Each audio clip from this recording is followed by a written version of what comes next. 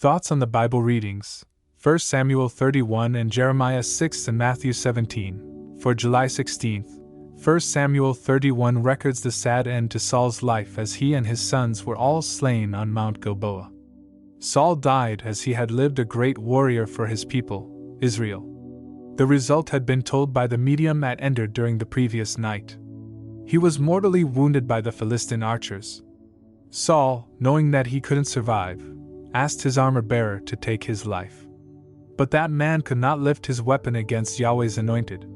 So Saul perished by thrusting his own sword through his heart lest the Philistines abuse him while he was still alive. Saul's armor-bearer died in like manner.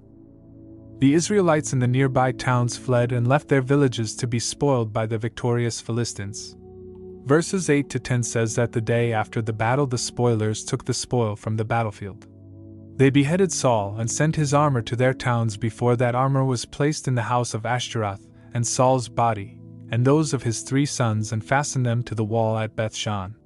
When the warriors from Jabesh-Gilead heard of this, they valiantly came and took Saul's body and those of his sons from the Philistine garrison, and carried them to Jabesh-Gilead, where they burned before burying those warriors under a tamarisk tree at Jabesh-Gilead. The bravery shown by the mighty men of Jabesh-Gilead was by way of recompense for Saul's saving that city at the start of his reign.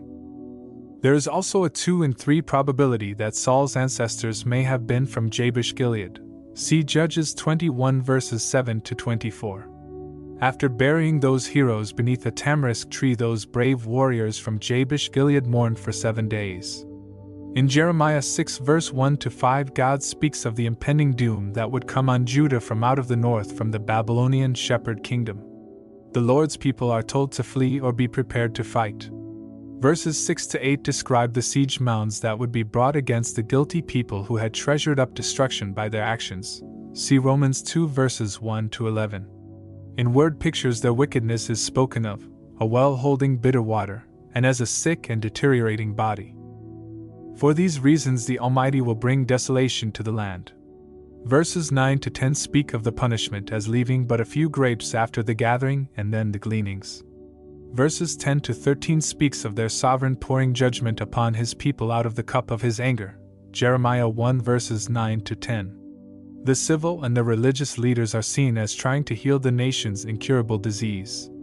In verses 14 to 15 these leaders prophesy of a time of peace, when the wicked ways can bring only war. Isaiah 57 verse 21. Verses 16 to 21 tell of the Lord appealing to his children to find his ways through his prophets' counsel, but they stubbornly refused. So the Almighty must bring discipline to his family. These people do not want to change. Instead, they think that as long as they offer their God incense and offerings, he will accept them. But no external worship is a substitute for true worship from their heart. In verses 22 to 26 the cruel and relentless Babylonian army is presented to Judah. Judah will be reduced to sackcloth in the day of the Lord's anger. In verses 27 to 30 God speaks of himself as a refiner of precious silver. When their sovereign has refined his people in the crucible of affliction, they will be seen to be worthless dross. We too are tried by affliction, and what will the Almighty reveal to us about our character when we are tried? Pause and ponder. In Matthew chapter 17 we focus on an event known as the Transfiguration. It occurs in each of the synoptic Gospels: Matthew 17, Mark 9 verses 2 to 8, Luke 9 verses 8 to 36. It was a revelation of Jesus in transcendent glory. Its significance belongs to the kingdom age.